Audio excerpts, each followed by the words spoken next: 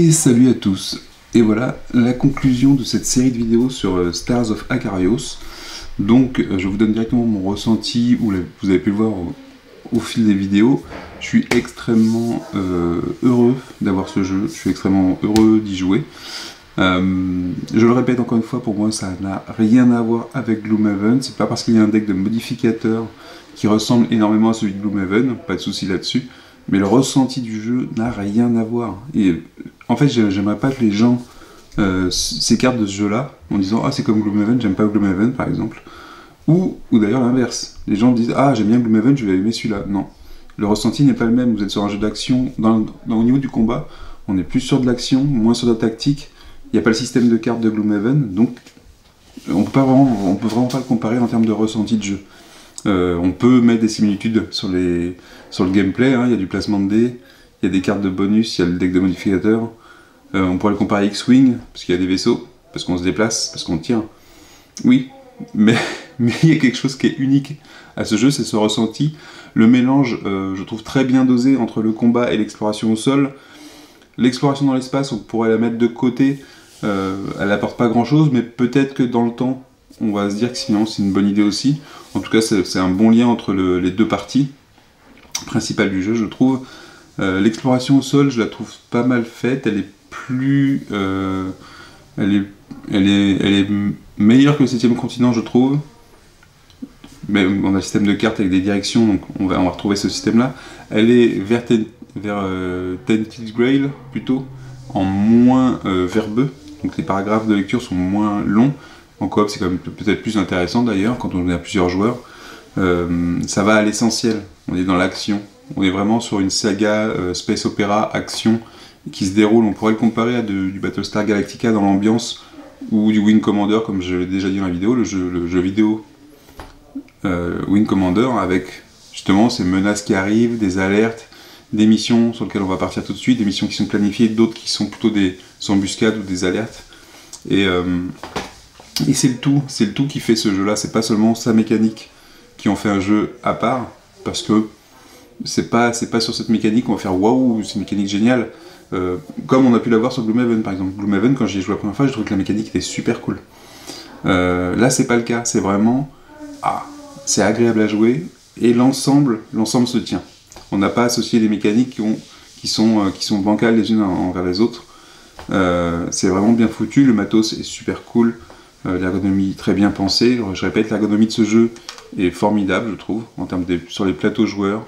On a vu tellement de KS avec des plateaux double épaisseur pourris, ou qui se cornaient, ou qui n'étaient pas pratiques.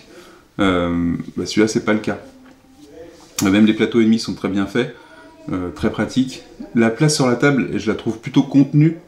C'est-à-dire qu'on a une zone de jeu dans le combat ou dans l'exploration qui n'est pas très grosse.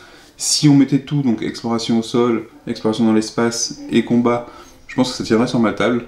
Ce serait un peu le bordel, mais ça tiendrait. Donc pour ça, je trouve ça plutôt bien. On a vraiment l'impression d'un jeu qui a été bien réfléchi pour ça aussi, pour être agréable.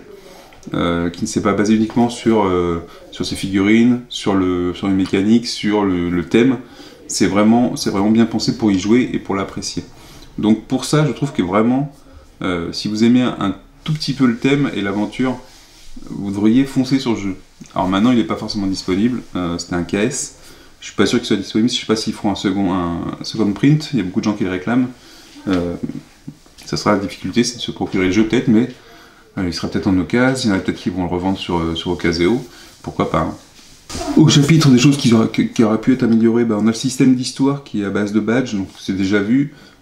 Ça a toujours cette possibilité qu'à un moment, l'histoire, ce soit un faux raccord qui est entre deux chapitres, parce qu'on a eu le badge par différents moyens, et que finalement, le point d'entrée d'un autre chapitre commence par ce badge, et selon l'endroit d'où on vient, on va pas trouver un raccord super naturel, mais l'histoire tombe plutôt sur ses pattes, de ce que j'en ai vu. Alors c'est pareil, je suis qu'au début, je ne suis que dans l'acte 1 du jeu. J'ai quand même fait pas mal d'exploration, j'ai quand même fait pas mal de combats aussi. Pour l'instant, ça reste un plaisir, avec des petits trucs, des petites accroches comme ça. C'est pas un jeu parfait. Je pense qu'il faudrait, sur des jeux comme ça, avec beaucoup de lecture, avec beaucoup de paragraphes, il faudrait beaucoup de temps, beaucoup plus de temps que les gens en ont pour le peaufiner. Mais en l'état, en l'état, il est très jouable. C'est même pas jouable, il est pas parfait non plus, mais il est très appréciable. D'accord. C'est en termes de combat, les sensations de pouvoir faire des manœuvres un peu héroïques, je le rapprocherais à la limite d'un Drunagor pour dire ok, on a centralisé le gameplay sur les personnages, le couple pilote-vaisseau, là pour le coup les vaisseaux. Dans Drunagor c'était les personnages, et on a l'impression qu'on peut se combiner, qu'on peut faire pas mal d'effets, un peu plus limité que dans Drunagor peut-être, mais par rapport à l'objectif, au dogfight, c'est vraiment pas mal du tout. On se sent jamais bloqué, on se dit pas que ça y est, on a perdu d'avance. Au contraire, vous êtes parfois dans des situations critiques et vous arrivez à vous en sortir.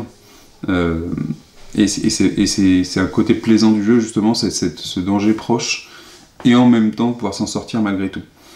En termes de difficulté, c'est pas un jeu difficile du tout. Voilà. Ceux qui recherchent un jeu difficile, c'est pas le cas, enfin pas de base. Il est pas difficile d'entrer. Il faut éventuellement bouger des curseurs en termes de difficulté, donc augmenter pourquoi pas le nombre d'ennemis. Moi je pense que je pourrais le passer à 3 ennemis par exemple, le nombre d'ennemis par rapport à 3 pilotes au lieu de 2, et voir ce que ça donne.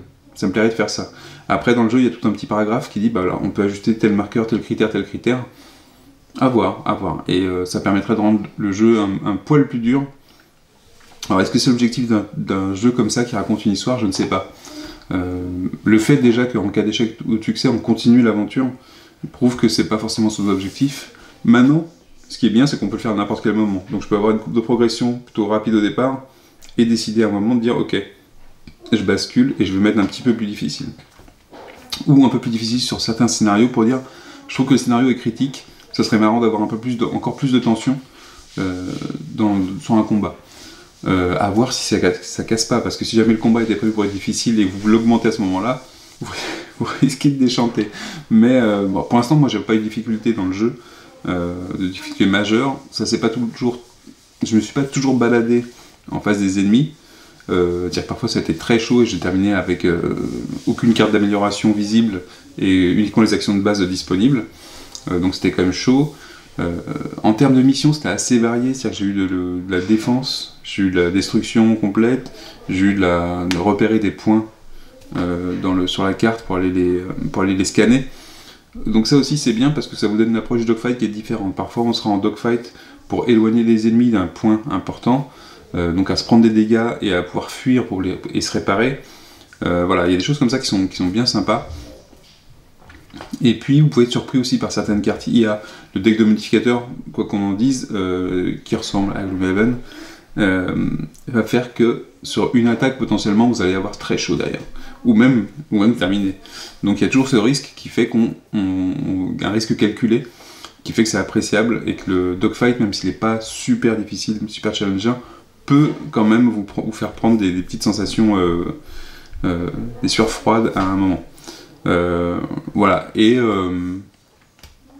dans l'ensemble je dirais que c'est mon top 1 de cette année, c'est sûr, je le place même devant ETIA je pense, parce qu'il a plus de contenu aussi, je trouve, mais en termes de temps de jeu sur ma table, ETIA, Stars of Acarios sont vraiment deux jeux qui sont restés longtemps sur ma table, qui là pour le coup Stars reste sur ma table, et que j'ai plaisir à revenir dedans. On peut s'arrêter, on peut recommencer quand on laisse le jeu sur une table. C'est très simple de s'y remettre, les règles sont très très simples. Il y a quelques règles quand même, mais ça tombe tellement ça coule, c'est fluide, c'est vraiment fluide, je peux pas dire autre chose. On a eu tellement de jeux qui n'étaient pas dans ce cas-là, qui étaient plutôt où on revient souvent dans les règles, même Bartsoom qui est plutôt simple, on a tendance parfois à y retourner.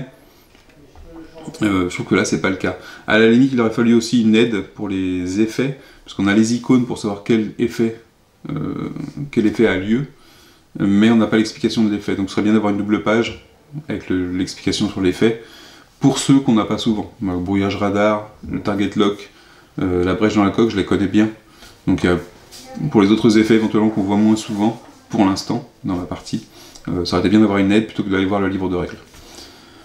Mais voilà, je peux pas vous dire mieux que de vous conseiller. C'est rare que je fasse un conseil sur un jeu, mais si vous aimez le space opéra, si vous aimez ce genre de jeu avec du dogfight, avec de l'aventure, de l'exploration, vraiment je vous conseille le jeu. Je pense pas qu'il puisse vous décevoir. Si vous avez vu la vidéo, que vous avez un petit peu accroché, vraiment je vous conseille le jeu. Il est vraiment excellent. Je vais revenir aussi un petit peu sur la traduction française. Donc moi j'ai un kit de traduction française.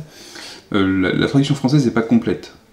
À savoir qu'en fait on a deux decks de cartes, les cartes événements, les cartes traumatisme, qui sont peut-être les plus verbeuses, et le livre de règles, évidemment, et le livre de scénario.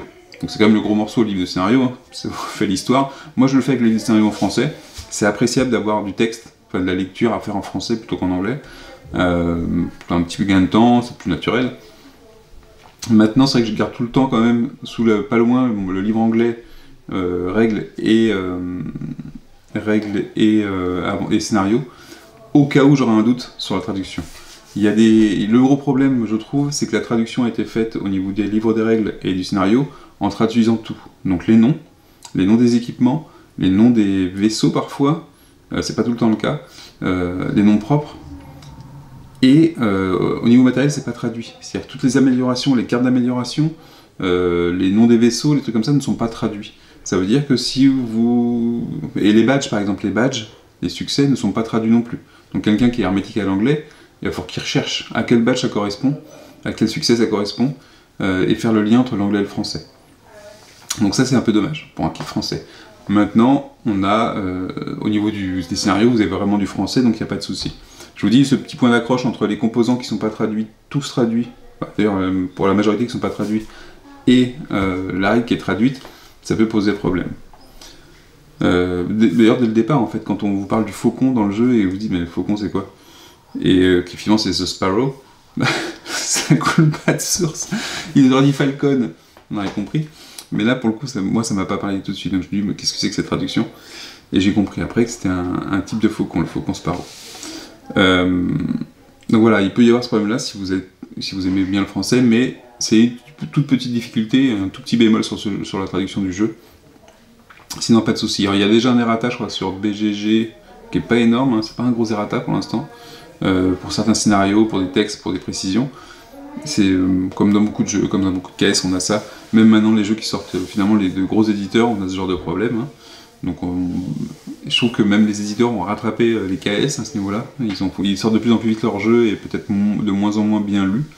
Je pense pas qu'FFG était le meilleur là-dessus dans les dernières années sur les errata. Bon, Mythique, on n'en reparlera pas. Voilà. Donc je vous conseille Stars of Acarios. Je vous conseille, si vous le récupérez, de le prendre les versions avec figurines. Les standees, je ne les ai pas devant moi, ça vous enlèverait un petit peu d'immersion, je trouve. Pour le coup, je trouve que c'est un jeu à jouer avec toutes les figurines, avec les figurines de vaisseaux. Ça vous fait une présence sur la table.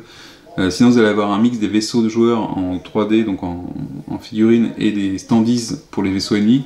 Et je trouve ça moyen. Alors ça donne un coût plus élevé, mais franchement, vous y gagnez en immersion. Franchement. Et ils sont plutôt sympathiques. Je vais essayer d'en peindre quelques-uns. Vous pouvez les voir sur Facebook, il y en a pas mal qui ont peint les vaisseaux. Et ça vaut le coup. Sur ce, je vous dis à la prochaine. Ciao, ciao!